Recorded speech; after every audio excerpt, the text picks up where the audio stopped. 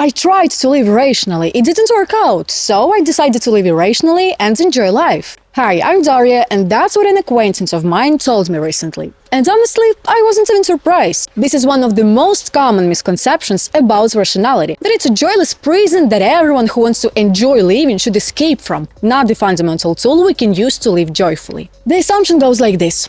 Rationality destroys wonder, beauty. Oh, irrational people are cold, suppress their feelings, never do anything spontaneous, and only accept decisions planned long ago for the long term. They are boring. They've traded the magic of life for logic. Meanwhile, the irrational ones are free, they are passionate, they follow their hearts, live in the moment, say yes to things that don't build anything meaningful because life is short and we should try everything. This is a dangerous dichotomy. You can either think clearly or feel deeply. Pick one. Though it's a beautiful fairy tale, it's completely backwards. What people are describing when they criticize rationality isn't rationality.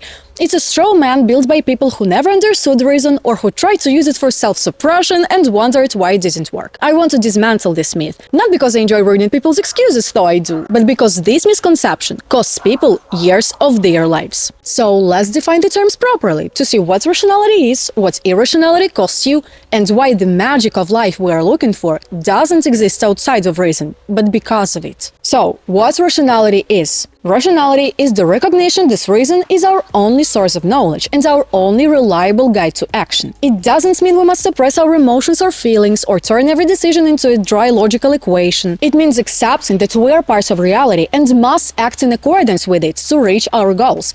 That our mind is capable of gaining knowledge about the world and that our conclusions should be based on evidence rather than wishes, fears, or whims. This doesn't mean ignoring your emotions, but I will clarify the proper role of emotions later. Here's what this looks like in practice with love, spontaneity, and career, for example. A rational person can absolutely magically fall in love.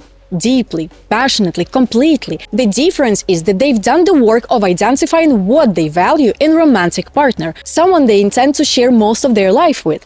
They understand what in another person they fell in love with, and why they want to spend so much time with them. They get that if the reason for falling in love is desperation or just a fear of being alone, it's not a solid ground for long-term strong relationships and will cause only bigger problems when the breakup comes. Rational love is not just more intense, it's also conscious, fertile, and promising because it's connected to reality. A rational person can also be spontaneous. Spontaneity doesn't mean acting without any framework. It means acting freely within a context we've already established. We can say yes to an unexpected trip because we've already built a life where our responsibilities are handled, our finances are stable, and/or our relationships are secure. We can deliberately create space for spontaneity that's not rigidity, but an earned freedom. When our work aligns with what we value, it becomes part of what makes life feel meaningful. That's its own kind of magic. A rational person can quit a draining job without knowing exactly what's next. Sometimes the rational thing is recognizing that the environment we're in is killing any chance for magic to exist. It's often difficult to discover what we like while something is actively draining us. But a rational person still builds enough of a foundation, some savings, some stability, to give themselves room to search. They may not have a destination yet, but they've made sure they won't drown while looking for one. A rational person enjoys the moment even more fully because a real appreciation of the moment doesn't require ignorance. It requires a full presence. And such a presence is easier when our mind isn't cluttered with contradictions, anxieties, and unresolved chaos of our lives. You can't fully enjoy sunset when you're worried about the rent you can't pay. Now let's flip the coin. What does irrationality mean? Irrationality isn't passion. It isn't savoring the moment. It isn't following your heart. Irrationality is the refusal to think when thinking is necessary. It's evading facts because they're inconvenient. It's making decisions based on feelings without ever examining where those feelings come from. It's wanting reality to be different from what it is and acting as if solely our wishes make it so. The irrational person's love is something else entirely. It's embodied by the guy who follows his heart into a relationship with someone who treats him terribly, or someone he has nothing substantial in common with, or someone who was clearly unavailable from the start, and then blames love for the pain instead of his own refusal to see what was obvious from the start. The irrational person's spontaneity is something else entirely as well. They say yes to the same trip, but their responsibilities aren't handled. Their finances aren't stable, their relationships are full of unresolved tensions. Their spontaneity isn't an expression of freedom, but an escape from reality they don't want to face. And that momentary joy they are chasing can't even be fully experienced. The pleasure is always tainted by creeping anxiety, by the awareness, conscious or not, that consequences are waiting. That unresolved problems don't disappear just because they run from them. They want to escape into spontaneity, but they always bring the chaos with them. Irrationality is also someone who quits their job to find himself without any savings, any plan, or any honest assessment of what he actually wants. And then, when he's broke, anxious, and no closer to knowing what he wants, he blames the economy or his unsupportive family instead of his own ignorance. Irrationality is saying I'll figure it out later about things that need to be figured out now, and then being shocked when later arrives with consequences attached. Irrational people aren't free. They are ruled by whatever emotion is loudest at the moment, lurking from impulse to impulse. They abandon the single tool that could give them the joy they are chasing. Rationality. The darkest irony is that irrational people usually aren't even enjoying themselves. They are anxious, they are confused, they constantly putting out fires they started. The freedom of irrationality is the freedom of a ship with no rudder.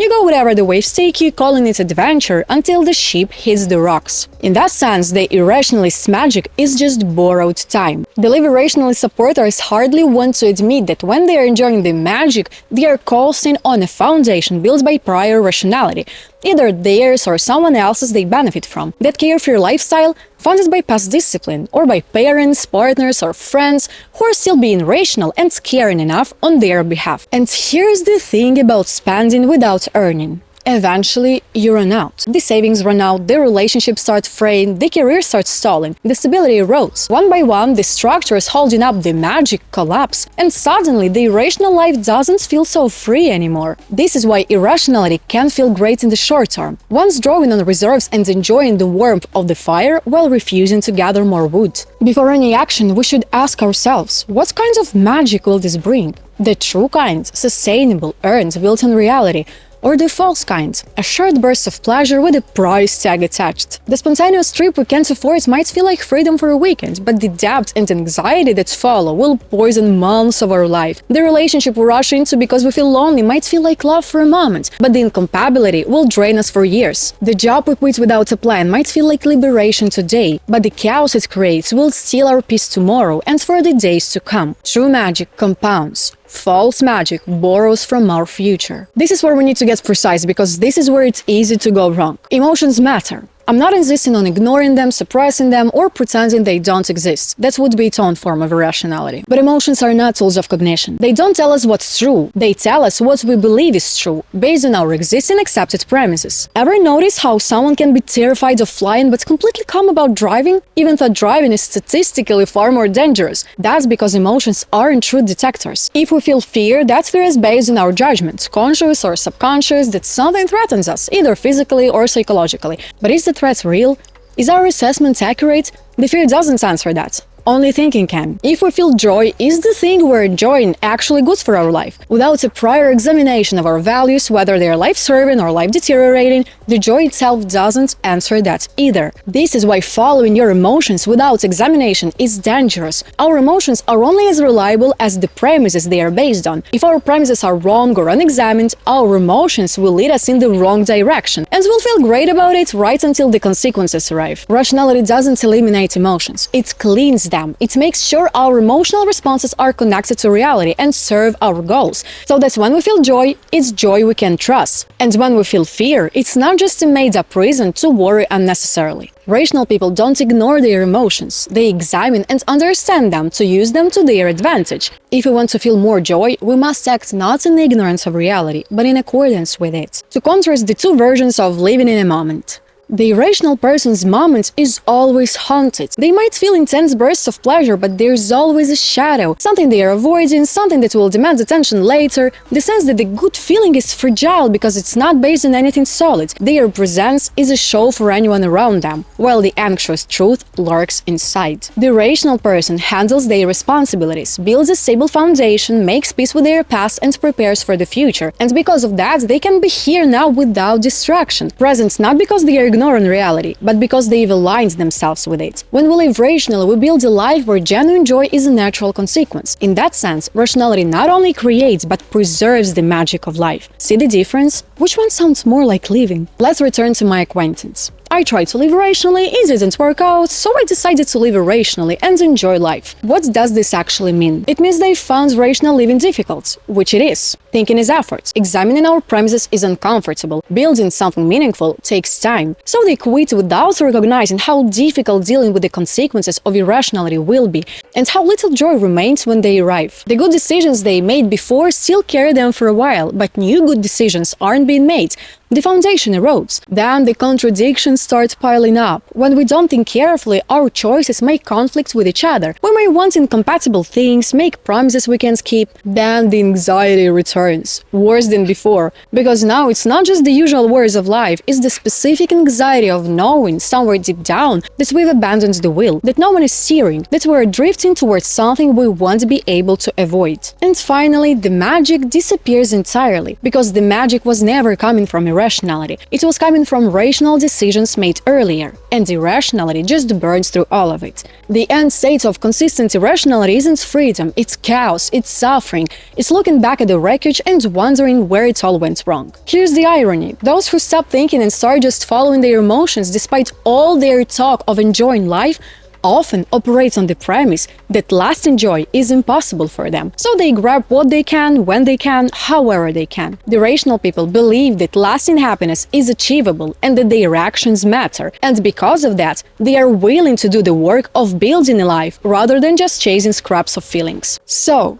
does rationality kill the magic of life? No. Rationality enables us to earn and preserve it. What actually kills magic are anxiety, creeping guilt, and unresolved chaos that result from irrationality and uninformed decisions. Rationality quiets that noise. It clears away the fog so we can see beauty where it actually exists and be fully present for the experiences that matter. The choice isn't between a joyless rational life and a joyful irrational one. The real choice is between sustainable happiness and joy that always has a shadow. If you want to live in the moment, cool, but make it a moment worth living in. Build the foundation, do the thinking, create stability, then enjoy the hell out of it. That's not the absence of magic. That's the only way to make it last. If this video speaks to you, like and subscribe. Through my videos, I explore how philosophical ideas can help people overcome their limiting beliefs, develop genuine self-esteem, and become their own solid ground.